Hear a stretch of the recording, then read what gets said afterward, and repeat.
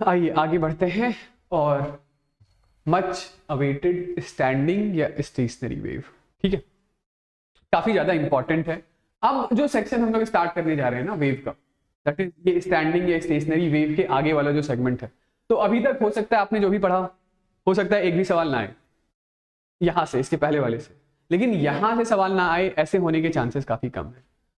मतलब ज्यादातर यदि आप पूरे वेव को देखेंगे, वेव ऑन स्ट्रिंग को, तो अप्रोक्सीमेटली 75-80% ऑफ द प्रॉब्लम जो होता है वो स्टैंडिंग वेव के कॉन्सेप्ट पर कुछ 2-3 टॉपिक्स हैं उस पर होते हैं। ठीक है, तो उसके लिए पहले आपको स्टैंडिंग वेव का कॉन्सेप्ट समझना जरूरी है। ठीक, स्टैंडिंग या स्टेशनरी वेव नाम से ही समझ में आ रहा है क्या कि प्रोग्रेसिव जैसी कोई चीज नहीं होगी। जैसे अभी तक आप क्या पढ़ते आ रहे थे, सुनिएगा, देखिए, जैसे बनेगा कैसा, मतलब ये वेव बनेगी कब, तो अगेन सुपरपोजिशन से ही बनेगा। ठीक है, तो इसके लिए एक सवाल हम लोगों ने पहले भी किया था। जैसे मैं एक बार के लिए बोलूं कि एक वेव है जिसके लिए displacement expression y is equal to a times of sine of omega t minus k x है, और जो दूसरी वेव है उसके लिए displacement expression y2 is equal to a sine of omega t plus k x. जरा एक बार के लिए दोनों का सुपरपोजिशन निकालिएगा, मतलब प्रिंसिपल ऑफ सुपरपोजिशन निकाल लगाइए और y नेट की वैल्यू बताइए। तो y नेट आप क्या लिखेंगे, y नेट आप लिखेंगे y1 प्लस y2, है ना, जोड़ दीजिए दोनों को, क्या होगा, तो this is equal to a times of sine of omega t minus k x plus sine of omega t plus k x, यही लिखा था। ठीक है, तो ये a ठीक है, दिस इज क्या लगा लेंगे हम लोग, sine C plus sine D, इसको क्या लिखा था, तो this is 2 sine C plus D by 2, है ना, तो ये क्या आ गया था, omega t into cos of C minus D by 2, तो ये क्या हो जाएगा, कॉस ऑफ के। ठीक, ओके, तो इस चीज को हम लोग ऐसा लिख सकते हैं, this is 2a into cos of के एक्स इंटू साइन ऑफ, लिख सकते हैं। ठीक है, ये किन दो चीजों की इक्वेशन है, तो ये ऐसा है कि ये कोई एक रस्सी था, इसमें ये जो y1 है, ये y1 इस वेव को रिप्रेजेंट कर रहा है, और ये जो y2 है, ये y2 इस वेव को रिप्रेजेंट कर रहा है। यानी कि हमारे पास एक रस्सी है, उसके ऊपर दो वेव एक दूसरे से ऑपोजिट दिशा में आ रहे हैं, मतलब एक प्लस एक्स में जा रहा है तो दूसरा माइनस एक्स में जा रहा है। इन दो वेव के सुपर पोजिशन से हमें कुछ ऐसा एक्सप्रेशन हाथ लग रहा है। ठीक है, अब इस एक्सप्रेशन को देख करके आप क्लियरली क्या बोल रहे हैं, आप क्लियरली ये बोल सकते हैं कि ये जो एक्सप्रेशन है ये t minus x upon V W या t plus x upon V W के फॉर्मेट का तो दिखाई नहीं दे रहा है क्या, नहीं। और कोई सा भी ऐसा मैथमेटिकल एक्सप्रेशन जो t minus x upon V W या t plus x upon V W के फॉर्म का था, उसी को हम लोगों ने ट्रैवलिंग या प्रोग्रेसिव वेव बोला था। लेकिन यहां तो वैसा कुछ नहीं है, यानी ये ट्रैवलिंग वेव नहीं है, ट्रैवलिंग वेव नहीं है। ओके, तो क्या हुआ कि एक वेव ऐसी आई, दूसरी वेव ऐसी आई। ठीक है, तो अब इन दोनों वेव के सुपर पोजीशन से जो चीज हमारे हाथ लग रही है उसी का नाम हम लोग रख रहे हैं स्टैंडिंग या स्टेशनरी वेव। ठीक है, इतनी बात क्लियर है। ठीक है, अब आप बोलेंगे ठीक है ये स्टैंडिंग वेव है, इसके बारे में तो हम लोग और अभी डिटेल में बात करेंगे, प्रोग्रेसिव नहीं है इतना तो समझ आ रहा है, लेकिन वेव है ये कैसे मान लूं। यदि कोई बोले कि ये वेव है, ये प्रूव करके बताओ, ये जो एक्सप्रेशन है ये वेव का ही एक्सप्रेशन है, यदि आपसे ऐसा सवाल पूछा जाए तो आप क्या करेंगे। वेव के लिए याद है linear differential equation of wave करके एक टॉपिक बताया था, वो ऐसा था del 2y by del t square is equal to minus times of velocity of wave का square into del 2y by del x square। ठीक है, ये याद है, नहीं याद है, अरे ये लीनियर इक्वेशन ऑफ वेव है, linear differential equation of wave है। चलिए एक बार के लिए निकालिए, del 2y by del x square की वैल्यू बताइए, और एक बार del 2y by del t square की भी वैल्यू बताइए। del 2y by del t square मतलब क्या, इस एक्सप्रेशन को दो बार डिफरेंशिएट करना है, किसके रिस्पेक्ट में? टाइम के रिस्पेक्ट में। टाइम के रिस्पेक्ट में डिफरेंशिएट करेंगे तो x को कांस्टेंट रखेंगे, तो साइन का डिफरेंशिएशन क्या होगा?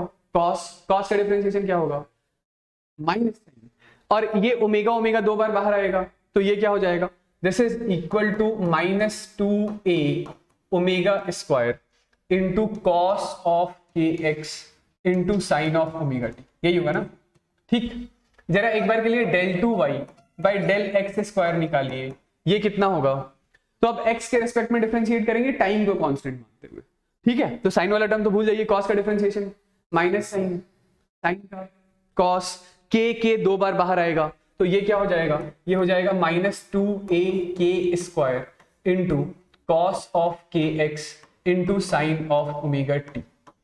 जरा डिवाइड कीजिएगा दोनों को जब आप डिवाइड कर रहे हैं तो ये del 2y by del t square is equal to कितना आएगा? ये 2a cos kx साइन, ये साइन ओमेगा t तो कैंसिल आउट हो गया।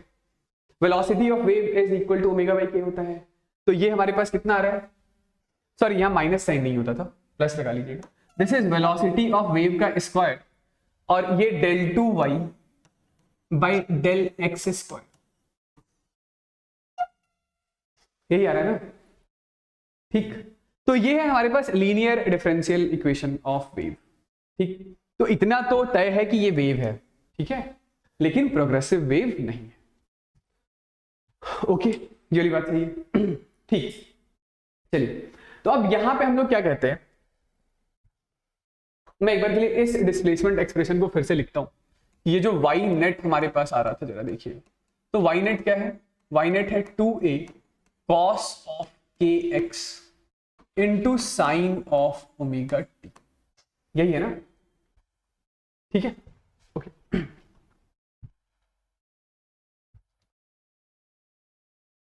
इस पूरी चीज को, ये जो पूरा 2a cos ऑफ kx है, ये देख के हमें क्या समझ आ रहा है कि जैसे जैसे x की वैल्यू बदलेगी वैसे वैसे ये पूरा टर्म बदलेगा। ठीक है भाई, ये वाला टर्म तो फेज हो गया आपके वेव का, ठीक है। इस पूरी चीज को हम लोग एक बार के लिए a डैश बोल देते हैं, तो y net is equal to a dash into sine of omega t। तो ये है हमारे पास डिस्प्लेसमेंट एक्सप्रेशन किसका? स्टैंडिंग वेव का। ठीक, अब यहां से मैं ये कहना चाह रहा हूं कि ये जो a डैश हम लोगों ने लिखा है, ये a डैश है 2a cos ऑफ kx, यानी x की जैसे जैसे वैल्यू बदलेगी वैसे वैसे cos ऑफ kx बदलेगा, तो वैसे वैसे ये एम्पलीट्यूड आपका वेव का बदलेगा। ठीक, तो एम्पलीट्यूड किस चीज का फंक्शन हो गया? एम्पलीट्यूड पोजीशन का फंक्शन हो गया। ठीक है, एम्पलीट्यूड पोजीशन का फंक्शन हो गया। ये cos kx -1 से +1 के बीच में वेरी करेगा, as a result of which ये जो आपका a डैश है, वो a डैश कहां से कहां के बीच में वेरी करेगा? तो दिस इज -2a से +2a के बीच में वैल्यू आएगी। ओके, यानी यहां पर भी होगा वही कि हर पार्टिकल, कुछ पार्टिकल्स को छोड़कर, ऑब्वियसली कुछ पार्टिकल्स को छोड़कर सारे पार्टिकल्स वही सिंपल हार्मोनिक मोशन ही परफॉर्म करेंगे अपने मीन पोजीशन के अबाउट, लेकिन वो एनर्जी, डिस्टरबेंस या मोमेंटम जो प्रोग्रेसिव वेव में कैरी फॉरवर्ड किया जाता था वो यहां पर नहीं होगा। समझ रहे हैं क्या कहना चाह रहा हूं भाई? This is something into sine omega T, तो ये तो एसएचएम वाली ही इक्वेशन है ना। एसएचएम के लिए डिस्प्लेसमेंट एक्सप्रेशन क्या था? तो y is equal to a sine omega t. अब यहां पर बस यही है कि ये जो एम्पलीट्यूड है ये पोजीशन का फंक्शन है। ओके, यानी कि अलग अलग पार्टिकल्स एसएचएम ही परफॉर्म कर रहे हैं, एम्पलीट्यूड सबका अलग अलग होगा। प्रोग्रेसिव वेव में भी तो यही होता था कि सारे पार्टिकल एसएचएम परफॉर्म करते थे लेकिन सेम एम्पलीट्यूड के साथ करते थे, और यहां पर एम्पलीट्यूड पोजीशन का फंक्शन आ रहा है, यानी कि सबका एम्पलीट्यूड अलग अलग होगा, अलग अलग होगा। ठीक है, तो अलग अलग एम्पलीट्यूड होगा, तो कुछ पार्टिकल्स ऐसे भी होंगे जिनका एम्पलीट्यूड 0 होगा, वो एसएचएम परफॉर्म नहीं करेंगे। ठीक है, उसके अलावा ज्यादातर बाकी सारे पार्टिकल्स एसएचएम परफॉर्म करेंगे। ठीक, तो लिखिए इसके बारे में कुछ एक दो बातें। ठीक है, एनर्जी क्यों नहीं ट्रांसफर होगी, चलिए इसको यहीं से समझ लीजिए कि जैसे कुछ पार्टिकल्स तो यहां पर होंगे जिसका एम्पलीट्यूड कितना होगा? 0, हमेशा 0 रहेगा, हमेशा 0 रहेगा। अब यदि एम्पलीट्यूड जीरो हो गया, डिस्प्लेसमेंट मतलब उसका वेलोसिटी जीरो हो गया, मतलब वो पार्टिकल्स हमेशा रेस्ट पे हैं, तो उनके पास उनका पावर कितना होगा? पावर से ही सोच लीजिए, power is F dot V होता है, वेलोसिटी जीरो है तो उसके पास पावर कितना होगा? जीरो। पावर जीरो होगा तो उसके पास एनर्जी कितनी होगी? जीरो। तो एनर्जी यहां पर एक पर्टिकुलर रीजन में कन्फाइंड रहेगा। प्रोपगेट कराने के लिए तो वेलोसिटी चाहिए होगा ना, काइनेटिक एनर्जी चाहिए होगा। अब कुछ पार्टिकल्स यहां पर ऐसे हैं जिनके पास वेलोसिटी ही नहीं होगी, क्योंकि वेलोसिटी होती तो डिस्प्लेसमेंट होता तो एम्पलीट्यूड होता, यहां पर तो एम्पलीट्यूड नहीं है ना। ठीक, तो मैं क्या कहना चाह रहा हूं, मैं लिखता हूं एक एक करके लिखिएगा कि पार्टिकल्स इन स्टेशनरी वेव या standing wave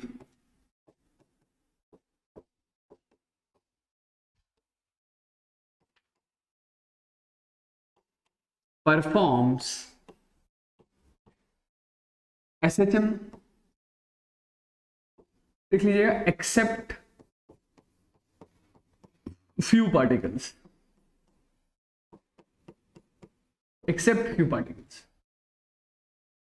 with its own amplitude।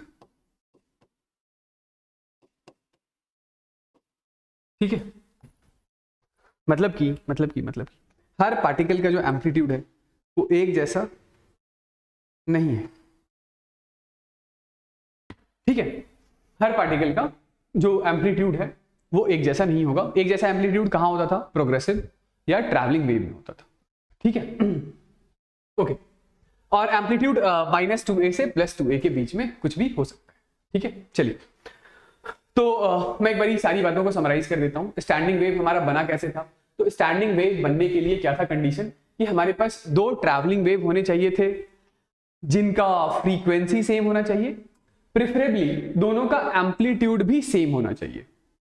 यदि एम्पलीट्यूड सेम होगा तो अच्छी बात है, नहीं भी सेम होगा तो भी बनेगा तो स्टेशनरी वेव ही।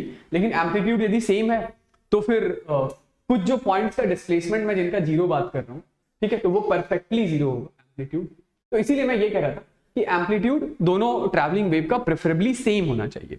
ठीक है, कंडीशन और क्या क्या है?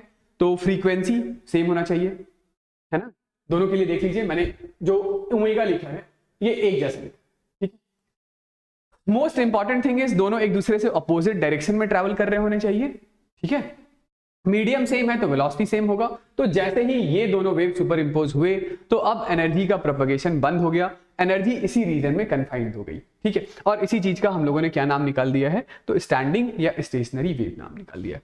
ठीक है, चलिए सुनिएगा, देखिए, तो मैं ये कह रहा था कि जो डिस्प्लेसमेंट एक्सप्रेशन हम लोगों ने लिखा है, y इज इक्वल टू क्या लिखा है बताइए? तो 2a cos of kx into sine of omega t। ठीक है, मैं अब सीधा इस स्टैंडिंग वेव को रिप्रेजेंट करने जा रहा हूं। ठीक है, स्टैंडिंग वेव को रिप्रेजेंट करने जा रहा हूं। तो जैसे लेट्स से हमें इस स्टैंडिंग वेव को रिप्रेजेंट करना है t इज इक्वल टू 0 पर। तो t इज इक्वल टू 0 पर आपको आपकी स्टैंडिंग वेव कैसी दिखाई देगी? तो t is equal to 0 put कीजिए तो साइन 0 हो गया। साइन 0 हो गया तो इसके आगे का टर्म कुछ भी हो, पूरा ही टर्म 0 हो जाएगा। यानी यदि किसी रोप के ऊपर स्टैंडिंग वेव है तो वो रोप t इज इक्वल टू 0 पर तो बिल्कुल ऐसी फ्लैट। ठीक है भाई, t इज इक्वल टू 0 पर तो रोप बिल्कुल ऐसी फ्लैट। ठीक है,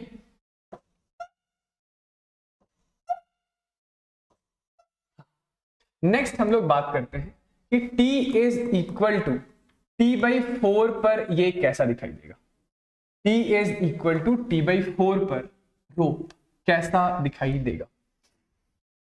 तो t is equal to t/4 पर हम लोग अलग अलग पॉइंट्स के बारे में बात करेंगे।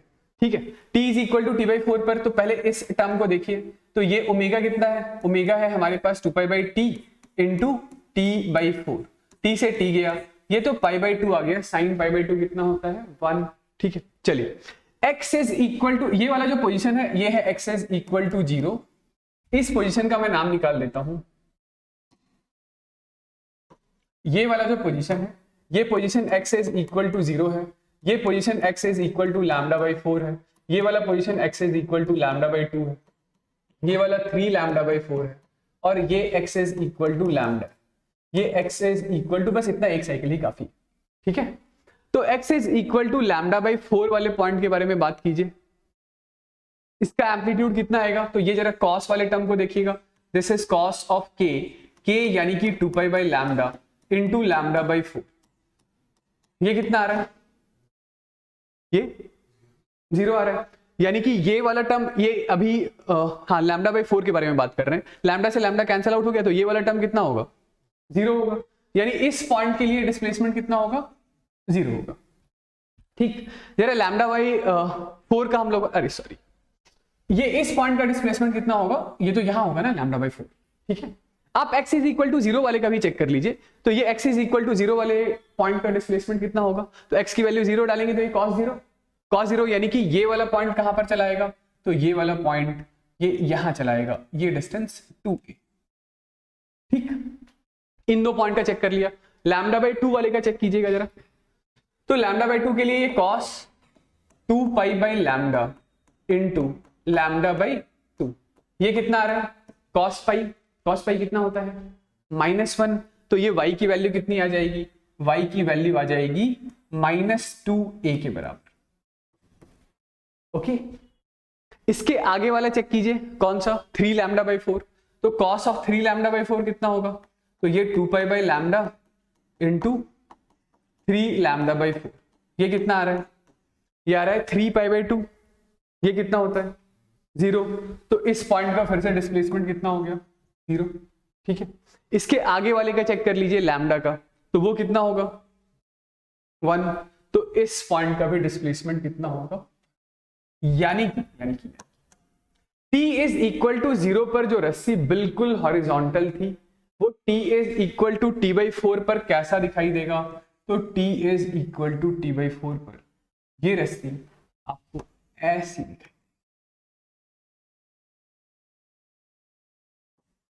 आई बात समझ,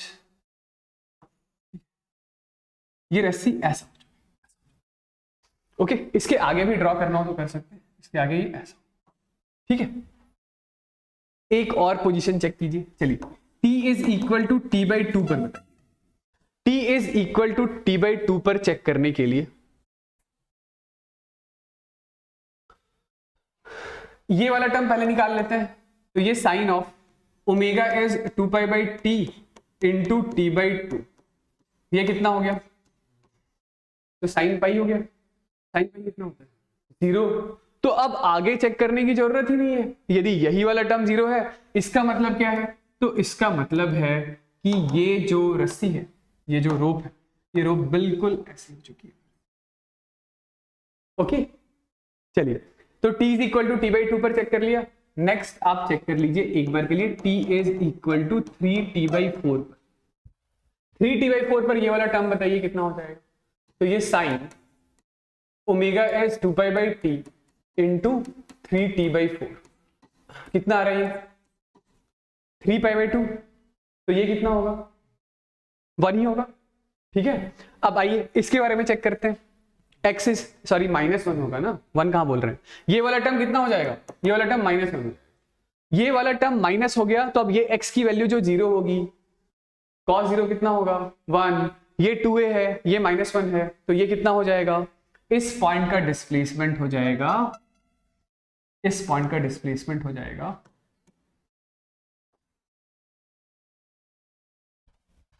इस पॉइंट का डिस्प्लेसमेंट हो जाएगा 3t बाई 4 पर -2, ठीक है। चलिए लैम्डा बाई 4 के लिए बताइए कितना होगा, तो ये लैम्डा बाई 4 कितना 0, भाई ये वाला सारा टर्म तो वैसा ही रहेगा ना, बस ये -1 हो गया, तो अब ये वाला टर्म फिर से कितना होगा 0 ही होगा, ये वाला इसके आगे वाला, तो अब ये माइनस पहले -1 था, पहले -2a आ रहा था, एक और माइनस से मल्टीप्लाई हो जाएगा, तो ये +2a आ जाएगा, ठीक है। फिर ये तो 0 ही रहेगा, जो पहले आया था आपका +2a वो अब आ जाएगा -2, यानी अब रस्सी आपको ऐसी दिखाई, आई बात समझ, ठीक। तो कुछ नोटिस किया इस रस्सी के ऊपर कि ये जो पॉइंट्स हैं, ये पॉइंट्स, ये पॉइंट्स, ये पॉइंट्स, ये पॉइंट्स, ये कभी अपनी जगह से डिस्प्लेस ही नहीं हुए, है ना। या ये वाला जो पॉइंट है, ये वाला जो पॉइंट है, ये वाला जो पॉइंट है, ये वाला जो पॉइंट, या ये वाला जो पॉइंट, ये वाला जो पॉइंट, ये वाला जो पॉइंट और ये वाला जो पॉइंट, ये अपनी जगह से डिस्प्लेस हो रहा है क्या? नहीं हो रहा है। इट इज समथिंग लाइक कि यहां पे किसी ने गांठ बांध रखा है, ठीक है। तो इसी पोजीशन को हम लोग नोड्स बोलते हैं। क्या कहते हैं? नोड्स। तो इसीलिए मैं ये कह रहा था कि ये जो स्टैंडिंग वेव है, देखिएगा जैसे कि ये मैं मान लेता हूं कि ये एक नोड है, ये एक दूसरा नोड है। तो रस्सी एक बार के लिए ऐसी हुई है, फिर रस्सी एक बार के लिए ऐसी हुई है, फिर रस्सी ऐसी हुई है, फिर रस्सी ऐसी हुई है, फिर ऐसी ऐसी ऐसी ऐसी ऐसी यही चल रहा है रस्सी के ऊपर, है ना। तो आप किसी भी पार्टिकल को पकड़िए, ये जो पार्टिकल है ये बस अपने एक्सट्रीम पोजीशन पे है इस इंस्टेंट पे, ये इसके ऊपर नहीं जाएगा, है ना। मतलब यहां पे क्या हुआ है, t इज इक्वल टू 0 पर जब रस्सी ऐसी थी और t is equal to t/4 पर रस्सी ऐसी हो गई है, तो हम लोग एक बात तो बिल्कुल बोल सकते हैं ना कि देखिए कोई पार्टिकल जब मीन पोजीशन से गुजरता है उसी समय उसकी वेलोसिटी मैक्सिमम होती है। तो यानी कि इस पार्टिकल की वेलोसिटी मैक्सिमम थी ऊपर की तरफ, t इज इक्वल टू 0 पर। इस पार्टिकल की वेलोसिटी नीचे की तरफ मैक्सिमम थी, इस पार्टिकल की वेलोसिटी ऊपर की तरफ मैक्सिमम थी। तभी तो ये रस्सी ऐसा हो गया t/4 पर। मतलब इसकी वेलोसिटी सबसे ज्यादा थी, इसकी वेलोसिटी उससे कम रही होगी, इसकी वेलोसिटी और कम रही होगी, ऐसी इसकी वेलोसिटी ज्यादा होगी, इसकी थोड़ी और ज्यादा होगी, इसकी थोड़ी और ज्यादा होगी, है ना। ये यहां पर ऐसा, तभी तो ये रस्सी ऐसा से ऐसा हुआ, ठीक। तो भाई ये लोग तो हिल ही नहीं रहे हैं। अब ये जब अपनी जगह से नहीं हिल रहे हैं तो ये पीछे वाली एनर्जी को आगे कैसे बढ़ा सकते हैं? क्योंकि आपने काइनेटिक और पोटेंशियल सबके बारे में पढ़ लिया है ना। तो एनर्जी इधर से इधर नहीं आ सकता है। इस रीजन में जो एनर्जी है, इस रीजन में वो बस इसी रीजन में कन्फाइंड है, इसी रीजन में, ठीक है। मतलब ये सारे के सारे पार्टिकल एक साथ जब एक्सट्रीम पे पहुंच गए, ये वाली बात तो समझ आ रही है ना। ये हर पार्टिकल के लिए एक्सट्रीम पोजीशन, इसका एक्सट्रीम यहीं तक था, इसका एक्सट्रीम यहीं तक था। अब इसके बाद ये ऊपर जाएगा इस पोजीशन पर, मतलब इस पोजीशन पर तो वेलोसिटी 0 होगी, इसके बाद ये ऊपर जाएगा, ये सारे नीचे आएंगे, तो रोप फिर से ऐसी हॉरिजॉन्टल हो जाएगी, ठीक है। इसके बाद फिर ये ऐसा हुआ, फिर ये 3t/4 के बाद दोबारा से t इज इक्वल टू 0 पर ये रस्सी फिर से ऐसे हॉरिजॉन्टल, समझ रहे हैं। मतलब इस इंस्टेंट पर यदि मुझे वेलोसिटी मार्क करना होगा तो मैं बोलूंगा यहां पर सबसे ज्यादा वेलोसिटी इसकी है, फिर यहां पर जो है सबसे ज्यादा वेलोसिटी इसकी थी, यहां पर जो है सबसे ज्यादा वेलोसिटी इसकी थी, इसकी वेलोसिटी ऊपर थी, इसकी वेलोसिटी नीचे है और इसकी वेलोसिटी नीचे है। समझ गए? ओके। हाँ, तो मैं ये बोल रहा था कि ये सारे के सारे पार्टिकल्स अभी कहां पर प्रेजेंट है? एक्सट्रीम पर। फिर सारे के सारे पार्टिकल एक साथ कहां पर आ गए? मीन पर। फिर सारे के सारे पार्टिकल एक साथ कहां पर पहुंच गए? एक्सट्रीम पर, ठीक है। तो जो एनर्जी वाली बात है थोड़ा सा उसी के बारे में बात कर लेते हैं कि जब ये सारे पार्टिकल्स मीन पोजीशन से गुजर रहे होंगे तो इस समय इसके पास सबसे ज्यादा काइनेटिक एनर्जी होगी। फिर जैसे ही ये सारे पार्टिकल्स मीन पोजीशन से एक्सट्रीम पोजीशन पे आए तो सारी की सारी एनर्जी पोटेंशियल में कन्वर्ट हो गई होगी, है ना। इस पोजीशन पर सारी की सारी जो एनर्जी है वो काइनेटिक के फॉर्म में, यहां पर सारी की सारी एनर्जी जो है पोटेंशियल के फॉर्म में, यहां फिर से सारी की सारी एनर्जी काइनेटिक के फॉर्म में है, यहां पर फिर से सारी की सारी एनर्जी पोटेंशियल के फॉर्म में, ठीक। बीच में जब कहीं ऐसा इंस्टेंट आया होगा जब रस्सी ऐसी होगी तो उस समय थोड़ी काइनेटिक होगी, थोड़ा पोटेंशियल होगा, ठीक है। तो नोड्स का मतलब समझ गए। नोड्स का मतलब था कि जैसे रस्सी के ऊपर इन पोजीशंस पर गांठ बंधी हुई है उसका एम्पलीट्यूड 0 है, तो वो है पोजीशन ऑफ नोड्स। तो वैसे ही आप बोलेंगे कि एक पॉइंट आपको ऐसा नजर आ रहा है जो अपने मीन पोजीशन से मैक्सिमम अमाउंट में डिस्प्लेस्ड है, ये वाला पॉइंट, ठीक है, ये वाला पॉइंट, ये वाला पॉइंट या ये वाला पॉइंट, ये वाला पॉइंट, है ना। तो इसको क्या नाम दे देंगे हम लोग? इन पोजीशन का नाम दे देंगे एंटी नोड्स, एंटी नोड्स जिनका maximum displacement about mean position होता है। ये भी एंटी नोड है, ये भी एक एंटी नोड है, ओके। आई होप ये स्टेशनरी वेव वाली बात आपको समझ में इतनी तो आ गई। ठीक है, चलिए तो कुछ नहीं करना है, हमें बस इतनी सी बात करनी है कि जो वाई नेट हम लोगों ने लिखा है वो वाई नेट हमारे पास क्या था, तो वो था 2a cos ऑफ के x into sine of omega T. ठीक है ओके, तो हम लोग सबसे पहले एक बार के लिए नोड्स के पोजीशन के बारे में बात कर रहे हैं। इस बारे में कि नोड्स कहां कहां पर बना है, उसके पोजीशन के लिए एक जनरल एक्सप्रेशन हम लोग बना लेते हैं। ठीक है, तो क्या लिखेंगे जनरल एक्सप्रेशन, तो आप बोलेंगे ये जो 2a cos ऑफ के एक्स है ये कितना है, तो नोड्स के पोजीशन पर ये 2a cos के एक्स यानी एम्पलीट्यूड आपका 0 है। ठीक है ओके, तो उसके लिए ये kx कितना होना चाहिए, तो आप बोलेंगे kx या तो π/2 हो 90 डिग्री का, या नहीं तो 3π/2 हो, या नहीं तो 5π/2 हो, या नहीं तो 7π/2 हो। ठीक है, यानी कि क्या हो जाए ये, तो ये हो जाए odd multiples of π/2, odd multiples of π/2। ठीक है, तो k को हम लोग लिख लेंगे k is equal to 2π/λ into x, pi से पाई कैंसिल आउट हो गया और x की वैल्यू आ गई है 2n+1 इंटू λ/4। तो ये वो पोजीशन है जहां पर क्या फॉर्म होता है, नोड फॉर्म होता है। चाहे तो चेक करके देख लीजिए, ये जो मैंने फिगर बनाया है वो बिल्कुल इसी के लिए फिगर बनाया है। तो जो x की वैल्यू है जहां पर नोड्स बन रहा है, n की वैल्यू 1 डालिएगा, कितना आएगा λ/4, यही तो था हमारा λ/4। n की वैल्यू को 2 डालिएगा, कितना आएगा, सॉरी n की वैल्यू 0 डाला था तो हम लोगों ने λ/4 निकाला, n की वैल्यू 1 डालेंगे तो ये कितना आएगा 3 λ/4, n की वैल्यू 2 डालेंगे तो कितना आएगा 5 λ/4 एंड सो। तो ये वो पोजीशंस हैं जहां पर क्या बना है, नोड बना है। भाई नोड्स कहने का मतलब ही यही होता है कि एम्पलीट्यूड कितना होना चाहिए, 0 होना चाहिए, यानी कि यही वाला टर्म आपका एम्पलीट्यूड है ना, तो ये कितना होना चाहिए, 0 होना चाहिए। ठीक, समझ गए। ठीक, तो फटाफट बस लास्ट ये एंटी नोड्स वाला भी देख लीजिए।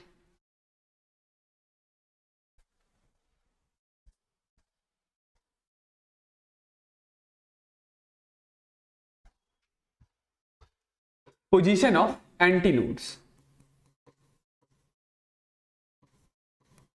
तो पोजीशन ऑफ एंटी नोड्स के लिए आप क्या बोलेंगे कि ये जो 2a cos ऑफ के एक्स ये या तो +2a हो या नहीं तो -2a हो, क्योंकि +2a वाला भी एंटी नोड है, -2a वाला भी एंटी नोड है, यानी कि kx कितना होना चाहिए, तो kx की वैल्यू या तो 0 हो या नहीं तो पाई हो, क्योंकि 0 तो 1 होता है और पाई -1 होता है, फिर यानी तो 2 पाई हो, यानी तो 3 पाई हो, यानी तो 4 पाई हो एंड सो ऑन, यानी कि kx कितना होना चाहिए, तो kx n पाई के बराबर। k को क्या लिखेंगे, k is 2π/λ into x should be equals to n pi, pi से पाई खत्म हो गया तो x की वैल्यू आ रही है n λ/2, x की वैल्यू कितनी आ रही है n λ/2। जरा चेक कीजिए, x इज इक्वल, n की वैल्यू 0 डालिए, x इज इक्वल टू 0 पर क्या बना है, एक एंटी नोड बना है, एंटी नोड बना है।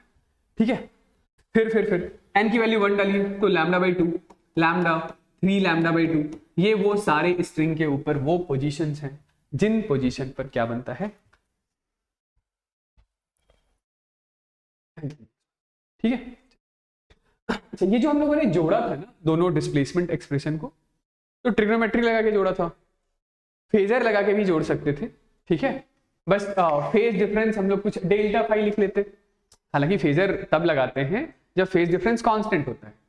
यहाँ पे तो फेज डिफरेंस जो दो इक्वेशंस को हम लोगों ने जोड़ा, यही जोड़ा था ना ये, ठीक है। तो फेज डिफरेंस यहाँ पर एक्स पे डिपेंड करेगा, ओमेगा टी और ओमेगा टी तो कैंसिल आउट हो जाएगा। ओके, तो फेज डिफरेंस हम लोग एक बार के लिए कांस्टेंट मान करके फेजर से भी जोड़ लेंगे और रिजल्टेंट एम्पलीट्यूड का एक जनरल एक्सप्रेशन बना लेंगे। रिजल्टेंट एम्पलीट्यूड के मिनिमा मैक्सिमा की जब कंडीशन डालेंगे तो दोबारा से यही पोजीशंस आएंगे, यही पोजीशंस आएंगे। ठीक है, तो देखिएगा कि ये जो दो नोड्स है हमारे पास, ये जो दो नोड्स, एक नोड ये है और दूसरा नोड ये है, इन दोनों नोड्स के बीच का सेपरेशन कितना है? इन दोनों नोड्स के बीच का जो सेपरेशन है वो लैम्डा बाई 2 के बराबर का है ना। सिमिलरली ये एक एंटी नोड है और ये एक दूसरा एंटी नोड है, तो इन दोनों एंटी नोड के भी बीच का सेपरेशन कितना है, वो भी लैम्डा बाई 2 ही है। इन दोनों एंटी नोड के भी बीच का सेपरेशन कितना है, ये दूसरा एंटी नोड यहां पर है, तो इन दोनों एंटी नोड के भी बीच का सेपरेशन कितना है, लैम्डा बाई 2 है। इंपॉर्टेंट पॉइंट है, याद रखिए। ठीक, तो इसी तरीके से मैं यदि बोलूं कि एक नोड और एक एंटी नोड के बीच का सेपरेशन कितना होगा, तो वो हो जाएगा लैम्डा बाई 4। कितना हो जाएगा, लैम्डा बाई 4। ठीक है, ओके ओके। अब ये देखिएगा,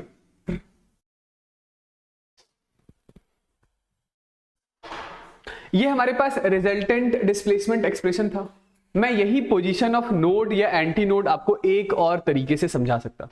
वो ये है कि जो पहला डिस्प्लेसमेंट एक्सप्रेशन था, मतलब जो ट्रैवलिंग वेव के लिए इक्वेशन थी हमारे पास, पहली वेव जो कि पॉजिटिव एक्स एक्सिस के लॉन्ग ट्रैवल कर रही थी, उसके लिए डिस्प्लेसमेंट एक्सप्रेशन क्या लिखा था, a1 into sine of omega t minus k x. Okay, और जो दूसरी वेव थी उसके लिए डिस्प्लेसमेंट एक्सप्रेशन क्या लिखा था, तो y2 is equal to, sorry ये a1 a2 नहीं था, दोनों का एम्पलीट्यूड तो सेम ही था, a times of sine of omega t plus k x था। ठीक, यहां पे यदि मैं आपसे पूछूं कि इन दोनों के बीच का फेज का डिफरेंस कितना है, तो फेज डिफरेंस कितना बोलेंगे बताइए, 2 टाइम्स ऑफ के एक्स, यही होगा ना फेज डिफरेंस। ठीक, तो हम लोगों ने जो प्रिंसिपल ऑफ सुपरपोजिशन पढ़ा था, उस प्रिंसिपल ऑफ सुपरपोजिशन में हम लोगों ने रिजल्टेंट एम्पलीट्यूड का एक्सप्रेशन पढ़ा था। ठीक है, तो जैसे एक बार के लिए कि ये जो फेज डिफरेंस है हमारे पास, ये ऑल्दो पोजीशन का फंक्शन है, जैसे जैसे x की वैल्यू बदलेगी वैसे वैसे फेज डिफरेंस बदलेगा। रिजल्टेंट एम्पलीट्यूड का उसी एक्सप्रेशन को यदि हम लोग यूज कर ले, तो रिजल्टेंट एम्पलीट्यूड की वैल्यू कितनी आ रही थी वहां से, तो वो हमारे पास था a square plus a square plus 2 times of a1 a2 यानी कि a into A into cos of ये फेज डिफरेंस, इसको एक बार के लिए डेल्टा फाई लिख देता हूं। ठीक है, ये होगा रिजल्टेंट एम्पलीट्यूड। तो ये कितना आएगा, तो ये हमारे पास आ जाएगा a square plus a square यानी कि 2a स्क्वायर फिर से plus 2a square into cos delta phi. Okay, आप इस चीज को लिख सकते हैं, दिस इज इक्वल टू ये 2a square 1 plus cos phi, मतलब 1 plus cos of delta phi. ठीक है, और ये अंडर रूट है पूरा हमारे पास, 1 प्लस कॉस थीटा ये कितना होता है, तो ये हो जाएगा हमारे पास ये 2a स्क्वायर। तो ठीक है, 1 प्लस कॉस थीटा पहले ही बता रखा है, ये कितना होता है, तो ये होता है 2 cos square delta phi by 2। ठीक है, तो जरा बताइएगा आप इस चीज को क्या लिख लेंगे, तो आप लिख लेंगे कि resultant amplitude is equal to कितना हो जाएगा, तो 2a times of cos of delta phi by 2। ठीक है, डेल्टा फाई कितना है, तो डेल्टा फाई है 2kx, डेल्टा फाई की वैल्यू यहां पर आप पुट करेंगे तो ये कितना आ जाएगा, this is 2a cos of 2 से 2 कैंसिल kx। तो यही एम्पलीट्यूड तो हम लोगों ने इसके पहले जो ट्रिग्नोमेट्री लगाया था, तो ट्रिग्नोमेट्री लगा के भी तो इसी चीज को एम्पलीट्यूड बता रहे थे। आइए बात समझ, तो चाहे ट्रिग्नोमेट्री लगाइए या ये फेजर सुपरपोजिशन लगाइए, रिजल्टेंट एम्पलीट्यूड ये है। तो फिर से आप चाहें तो यहां से दोबारा से यदि उसी चीज को सोचना स्टार्ट करें कि एम्पलीट्यूड कब मैक्सिमम होगा, तो एम्पलीट्यूड तब मैक्सिमम होगा जब ये पूरा कॉस ऑफ kx या तो आपका +1 हो जाए या नहीं तो -1 हो जाए, तो वहां से एंटी नोड की पोजीशन आ जाएगी। और ये एम्पलीट्यूड कब मिनिमम होगा, तो जब कॉस ऑफ kx की वैल्यू 0 हो जाए, तो वो पोजीशन ऑफ नोड के बारे में आपको वहां से पता चल जाएगा। ठीक है, तो चाहे आप कोई सा भी मेथड चूज कीजिए, मतलब कोई सा भी मेथड निकालिए, जो पोजीशन ऑफ नोड या एंटी नोड है वो तो एक जैसा ही आएगा। ठीक है, कोई इसमें मुश्किल बात तो नहीं है। ठीक है, चलिए एक दो बातें हम लोग और इसके कॉन्टेक्स्ट में कर लेते हैं, हालांकि थोड़ा सा फिगर गड़बड़ हो गया है, खराब हो गया है, लेकिन मैं फिर से इसी पे अपना काम चलाता हूं। जैसे देखिएगा, कोई दूसरा कलर यूज कर लेता हूं। ये था हमारे पास नोड और ये है हमारे पास नोड। ठीक है, तो दो नोड के बीच में जितने भी पॉइंट्स हैं, मैं ये लास्ट क्लास में भी आपको बता रहा था कि ये जितने भी पॉइंट्स हैं, सारे पॉइंट्स एक साथ अपने एक्सट्रीम पोजीशन पर पहुंचे हैं, एक साथ अपने एक्सट्रीम पोजीशन पर पहुंचे हैं, मतलब ये सारे के सारे पॉइंट्स एक ही फेज में होंगे, एक ही फेज में होंगे, है ना। सिमिलरली ये जितने भी सारे पॉइंट्स हैं, ये सारे के सारे पॉइंट एक ही फेज में होंगे। ठीक है, मतलब यहां पर होता क्या है कि ये सारे पार्टिकल जो एक साथ अपने एक्सट्रीम पोजीशन पर हैं वो एक फेज में है, ये जो दूसरे एक्सट्रीम पे है ये दूसरी साइड के एक्सट्रीम पे है। तो ये सारे पार्टिकल एक ही फेज में हैं, लेकिन इनका फेज और इनका फेज एक नहीं है, क्योंकि ये ऊपर वाली एक्सट्रीम पर है और ये नीचे वाली एक्सट्रीम पे। समझ आ रही है बात? तो क्या मैं ऐसा बोल सकता हूं कि दो नोड्स के बीच में जितने भी पॉइंट्स हैं वो सारे के सारे पॉइंट्स सेम फेज में होते हैं? दो नोड्स के बीच में जितने भी पॉइंट्स प्रेजेंट होते हैं वो सारे के सारे एक ही फेज में होते हैं। ठीक है, तो ये एक काफी इंपॉर्टेंट पॉइंट है, इसको लिख लीजिएगा। नेक्स्ट हम लोग बात कर रहे हैं किस बारे में, तो नेक्स्ट पॉइंट लिखिएगा नोट बना करके ऐसा कि between two nodes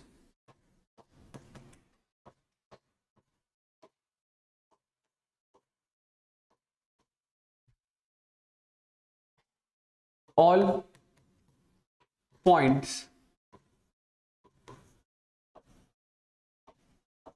are in same phase।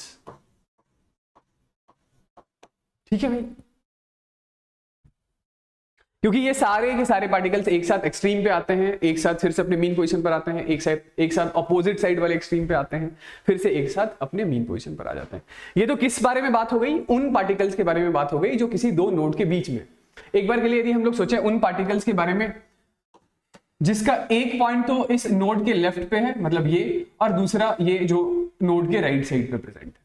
क्या ये लोग दोनों भी सेम फेज में है? नहीं, ये लोग दोनों सेम फेज में नहीं है। इन दोनों के बीच का फेज का डिफरेंस कितना होगा? पाई 180 डिग्री है ना, क्योंकि एक राइट एक्सट्रीम पे है तो एक दूसरा लेफ्ट एक्सट्रीम पे है।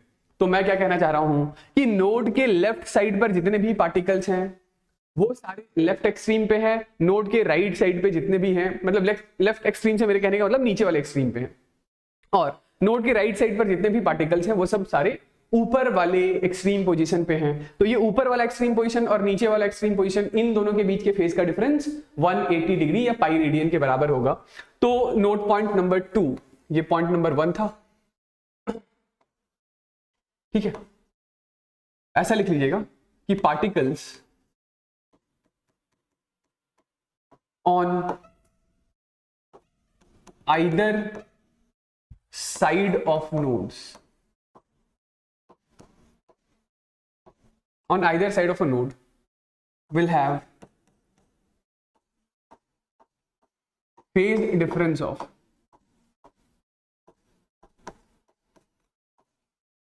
pi radian, will have pi radian और 180 डिग्री।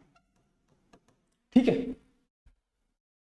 इस बात से मेरे कहने का मतलब है वो पार्टिकल जो एक नोड के लेफ्ट पे है दूसरा राइट पे है, उन दोनों के बीच का फेज का डिफरेंस 180 डिग्री के बराबर का होगा। ठीक है, तो हम लोगों ने अभी तक इसमें क्या क्या डिस्कस कर लिया है कि ये कैसे फॉर्म हुआ, उस बारे में सारी कहानी हमें पता है। ठीक है, ओके। पोजीशन ऑफ मैक्सिमम और मिनिमम एम्पलीट्यूड यानी कि position of node anti node हमें पता है। तीसरी आखिरी बात ये थी कि यहाँ पर जो पार्टिकल्स हैं दो नोड के बीच वाले वो सब सेम फेज पे हैं, और नोड के एक लेफ्ट पे है दूसरा राइट पे है, तो उन दोनों के बीच का फेज का डिफरेंस 180 डिग्री का है। एक और पॉइंट यहाँ पे हम लोग डिस्कस कर सकते हैं, वो ये है कि ये वाले जो पॉइंट्स हैं वो तो परमानेंटली रेस्ट पे हैं। परमानेंटली रेस्ट पर होने की वजह से वो लेफ्ट से एनर्जी आगे राइट की तरफ प्रोपगेट नहीं करा सकते। तो इस रीजन में जितनी एनर्जी होती है ना, इस रीजन में जितनी एनर्जी होती है वो इसी रीजन में कन्फाइंड रहती है। ये वाली एनर्जी इसके पास नहीं जा सकती है, ये वाली एनर्जी इसके आगे नहीं जा सकती है। ठीक है, तो एनर्जी क्या है? एनर्जी इस रीजन की जो एनर्जी है वो कन्फाइंड है, इस रीजन की जो एनर्जी है वो कन्फाइंड है इसी रीजन में, इस रीजन की जो एनर्जी है वो कन्फाइंड है इसी रीजन में। ठीक है, तो इसको एज अ नेक्स्ट पॉइंट में ऐसा लिख लीजिएगा, देखिएगा ऐसा, जैसे ऐसा है कि ये लेट से एक नोड है, ये भी एक नोड है, ये भी एक नोड। ठीक, तो एक बार के लिए जब रस्सी ऐसी थी तो इस समय ये यहां वाला पार्टिकल लेट से मैक्सिमम वेलोसिटी से नीचे भाग रहा है, यहां वाला पार्टिकल मैक्सिमम वेलोसिटी से ऊपर भाग रहा है। ठीक है, तो इस समय हम लोग क्या बोलेंगे कि ये सारे पार्टिकल्स काइनेटिक एनर्जी कैरी कर, अभी इस रस्सी के पास जो भी एनर्जी है वो काइनेटिक एनर्जी के फॉर्म में। ठीक है, इसके बाद क्या हुआ, ये लेट से हमारा कोई एक इंस्टेंट था t is equal to t वाला, तो इससे अगले time t is equal to t plus t by 4 पर क्या हुआ, तो t is equal to t by 4 पर ये नोड था, ये भी नोड था, ये भी नोड है, तो ये नोड वाला पॉइंट तो अपनी जगह से कहीं नहीं गया, नोड वाला पॉइंट अपनी जगह से कहीं गया क्या, नहीं गया। ये रस्ती आपको कुछ ऐसी दिखाई देने लग गई, ठीक है, ओके ओके। तो इस समय पर जो रस्सी की लेंथ है उसमें सबसे बड़ा चेंज आ गया है, और यहां पर जितने भी पार्टिकल्स हैं सब अपने अपने एक्सट्रीम पोजीशन पर पहुंच गए हैं, एक्सट्रीम पोजीशन पर पहुंच गए हैं। तो आप किसी भी पार्टिकल को पकड़िए, इसका एक्सट्रीम यही है, इसका एक्सट्रीम यही है, इसका एक्सट्रीम यही है, इसका एक्सट्रीम यही है, इसका यही है, इसका यही है। यानी कि इस समय जैसे ऊपर वाले सिचुएशन में काइनेटिक एनर्जी मैक्सिमम था और इलास्टिक पोटेंशियल एनर्जी कितना होगा, अभी 0 रहा। तो अब ये t is equal to t plus t by 4 पर अब काइनेटिक एनर्जी 0 हो चुकी है, और जो भी एनर्जी है वो सारी की सारी एनर्जी इलास्टिक पोटेंशियल एनर्जी के फॉर्म में एक्सप्रेस्ड, ठीक है। तो आप किसी भी सेगमेंट को उठा लीजिए, मतलब जब रस्सी बिल्कुल ऐसा हो गया कि तो सारी की सारी एनर्जी इलास्टिक पोटेंशियल एनर्जी के फॉर्म में, जब रस्सी बिल्कुल ऐसी थी तो सारी की सारी एनर्जी काइनेटिक एनर्जी के फॉर्म में है, ठीक है। तो एनर्जी यहां से यहां नहीं गई है, नहीं गई, यहां वाली एनर्जी इतने में ही है, सारी अभी काइनेटिक में थी, सारी अभी पोटेंशियल में बदल गई। तो इसका मतलब ये हुआ कि जब कभी रस्सी ऐसी रही होगी तो इस इंस्टेंट पर हो सकता है कि थोड़ी एनर्जी काइनेटिक के फॉर्म में होगी, थोड़ी एनर्जी पोटेंशियल के फॉर्म में, ठीक है, ओके ना। तो मैं ये कहना चाह रहा था कि as velocity of particle at node is equal to 0, ठीक है। सो एनर्जी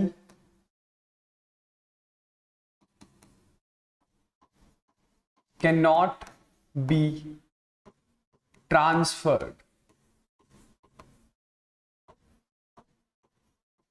ठीक है, energy can not be transferred, alright alright. So energy between two nodes remains confined, ठीक है, प्रोपगेट नहीं होता है, ठीक। तो ये 3-4 पॉइंट इसके बारे में याद रखिएगा, ठीक है। तो नेक्स्ट यही सारे पॉइंट्स को मैंने समराइज करके डिफरेंस बना लिया है प्रोग्रेसिव और स्टेशनरी वेव के बीच का, ठीक है। सुनिएगा, तो प्रोग्रेसिव वेव में क्या था कि डिस्टरबेंस ऑनवर्ड्स या फॉरवर्ड दिशा में, डिस्टरबेंस हो, मोमेंटम हो या एनर्जी हो, वो ऑनवर्ड या फॉरवर्ड दिशा में एक पार्टिकल से दूसरे में, दूसरे से तीसरे में, तीसरे से चौथे में कैरी फॉरवर्ड करवाया जा रहा था। लेकिन यहां पर स्टेशनरी वेव में ऐसी कोई बात है ही नहीं, यानी कि जो डिस्टरबेंस है वो डिस्टरबेंस कन्फाइंड है एक पर्टिकुलर रीजन में, और उसी पर्टिकुलर रीजन को हम लोग 2 नोड्स के बीच का रीजन बोल देते हैं, ठीक है, कि 2 नोड के बीच में जो एनर्जी रहेगी, जो डिस्टरबेंस रहेगा वो कन्फाइंड रहेगा, कोई फॉरवर्ड मोशन नहीं होता है डिस्टरबेंस का, ठीक। आई होप ये वाली बात क्लियर है। दूसरी वही है, मैं डिस्टरबेंस के बारे में बात करूं या एनर्जी के बारे में बात करूं, तो वेव के द्वारा जो है वो एनर्जी ट्रांसमिट होता है। तो डिस्टरबेंस, एनर्जी या मोमेंटम तीनों के ही बारे में ये बात लागू होती है, और यहाँ पे जो एनर्जी का ट्रांसमिशन है वो प्रोपगेट नहीं होता है, ठीक। तीसरी बात ये है कि एम्पलीट्यूड जो है प्रोग्रेसिव वेव में, तो हर पार्टिकल का एम्पलीट्यूड ऑफ वाइब्रेशन कैसा था, एक जैसा था। प्रोग्रेसिव वेव में हर पार्टिकल सेम एम्पलीट्यूड के साथ ऑसिलेट करता था ना, लेकिन यहां पे आपने स्टेशनरी वेव में या स्टैंडिंग वेव में देखा कि हर पार्टिकल अपने अपने एम्पलीट्यूड से ऑसिलेट कर रहा होता है। कुछ पार्टिकल्स तो ऐसे होते हैं जिनके पास एम्पलीट्यूड ऑफ ऑसिलेशन होता ही नहीं है, परमानेंटली रेस्ट पर होते हैं, और जो एंटी नोड वाला है उसका एम्पलीट्यूड सबसे बड़ा है, ठीक। तो एम्पलीट्यूड आप ऐसा बोल सकते हैं कि 0 से 2a के बीच में कुछ भी हो सकता है, ठीक है, या -2a से +2a के बीच में कुछ भी हो सकता है। तो एम्पलीट्यूड ऑफ वाइब्रेशन जो है वो कंटिन्यूअसली चेंज होता रहता है, नोड्स वाले का 0 होगा, एंटी नोड वाले का मैक्सिमम होगा, ठीक है भाई।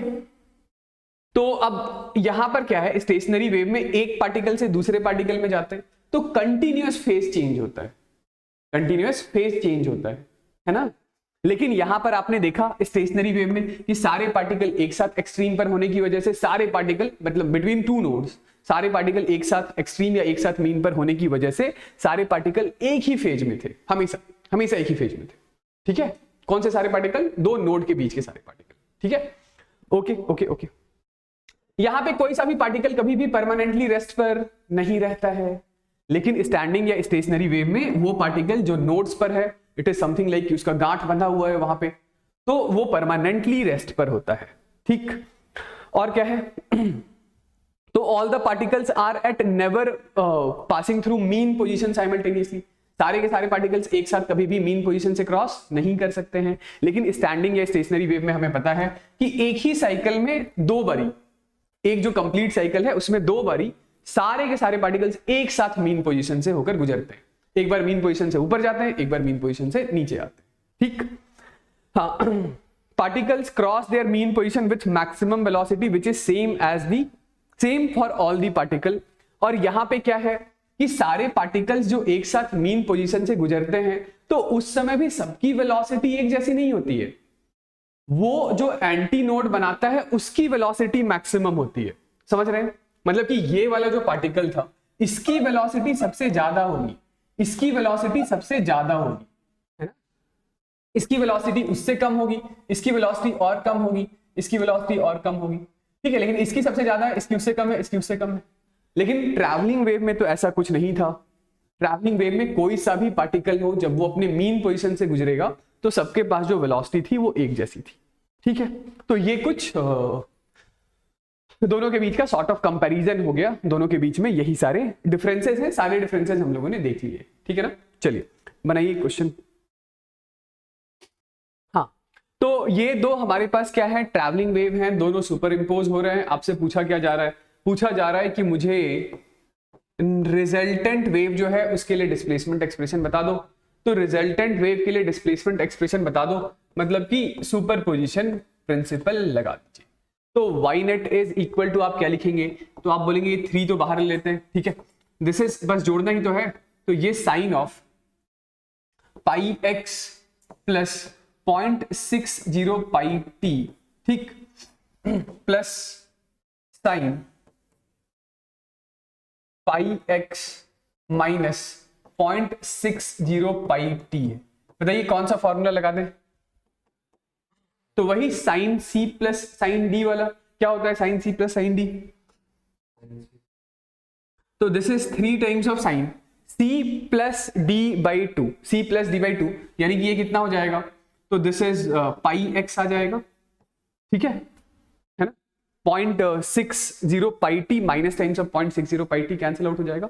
तो this is 2 sine C plus D by 2 into cos of C minus D by 2 होता है। तो इसमें से इसको माइनस कर दीजिए तो ये कितना हो जाएगा? तो ये माइनस माइनस प्लस, मतलब ये हो जाएगा हमारे पास 0.60, तो ये कितना 1.2 हो जाएगा ना। ठीक है, बाई 2, तो फिर तो 0.6 ही आएगा। ठीक, यानी कि ये हमारे पास हो रहा है कितना, सॉरी ये 2 यहां पर मुझे लिखना चाहिए था। तो this is 6 sine of pi x into cos of 0.6 pi, यही आ रहा है। तो ये हमारे पास सुपर इंपोज्ड वेव के लिए डिस्प्लेसमेंट एक्सप्रेशन है। यहां पर यदि मैं आपसे पूछता कि मुझे पोजीशन ऑफ नोड और एंटी नोड बता दीजिए इसके लिए, तो नोड से एंटी नोड की पोजीशन के लिए आप क्या करेंगे बताइए? तो नोड्स के लिए नोड्स कहने का मतलब आप इसी चीज को अपना एम्पलीट्यूड बोलते हैं ना। जो सुपर इंपोज्ड वेव है उसमें ये पॉइंट बोल रहा हूं 6 साइन पाई एक्स, मतलब 6 सेंटीमीटर साइन पाई एक्स, ये क्या होता है? ये एम्पलीट्यूड होगा। ठीक है, तो आप इसे ऐसा भी लिख सकते हैं, this is a dash times of cos 0.6 पाई। ठीक है, ओके। तो नोड्स कहने का मतलब क्या है? पोजीशन ऑफ नोड्स कहने का मतलब क्या है? ये जो a डैश है वो कितना होना चाहिए? वो होना चाहिए 0। ठीक, तो उसके लिए आपका पाई एक्स कितना होना चाहिए बताइए?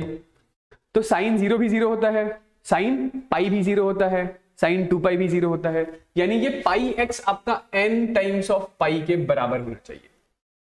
ठीक है, पाई एक्स की वैल्यू किसके बराबर होनी चाहिए, n टाइम्स ऑफ पाई के बराबर होनी चाहिए। ठीक, तो ये पाई से पाई कैंसिल आउट हो गया, यानी x की वैल्यू कितनी आ रही है, n। ठीक है, ओके। एंटी नोड का पोजीशन बताइए, तो एंटी नोड के लिए क्या बोलेंगे,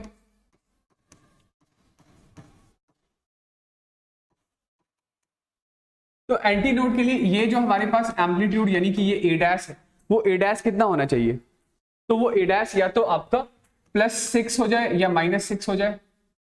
तो उसके लिए ये जो साइन के अंदर लिखा हुआ टर्म है दैट इज पाई एक्स, वो कितना होना चाहिए,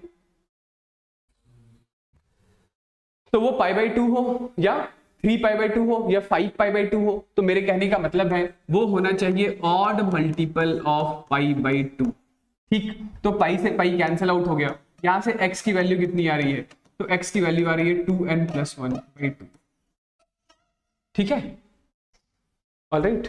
तो इस तरीके से जो भी आपके पास डिस्प्लेसमेंट एक्सप्रेशन दे रखा हो, तो आप उसका सुपर इम्पोज्ड वेव का डिस्प्लेसमेंट एक्सप्रेशन निकाल करके, ये t के साथ जो लिखा हुआ टर्म है वो तो उसका फेज हो गया, उसके अलावा ये जो टर्म है x वाला, यही उसका एम्पलीट्यूड होता है। तो आप उसके एम्पलीट्यूड से पोजीशन ऑफ मैक्सिमा मिनिमा निकाल सकते हैं। ठीक है।